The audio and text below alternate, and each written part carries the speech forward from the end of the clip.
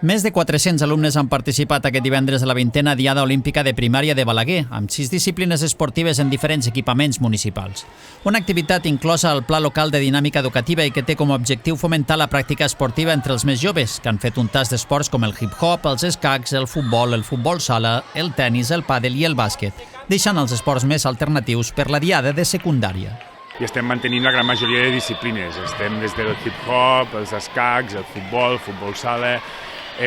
tenis i pàdel, el bàsquet,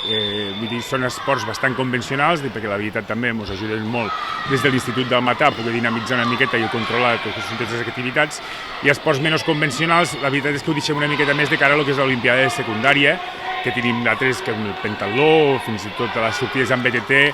i en aquest cas el que sí que ens ha sabut molt greu de no poder tirar endavant, i perquè és una activitat molt atractiva, és el piragüisme. La situació i el cabal del riu que estem tenint darrerament ha sigut una cosa que és insalvable de poder-ho celebrar. La PAERANCAT de Balaguer, Lorena González, ha volgut posar en valor la jornada com una mostra del compromís de la ciutat amb la promoció dels hàbits saludables entre la població més jove.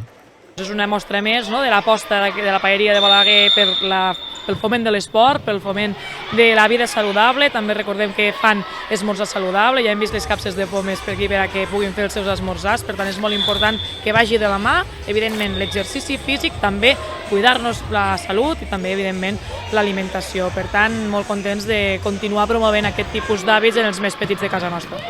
Les activitats s'han dut a terme al pavelló Impaxa, també al camp de futbol o al pavelló 1 d'octubre, i les instal·lacions del Club de Tenis Balaguer han comptat amb el suport d'alumnes de l'Institut del Matà per dinamitzar les diferents propostes.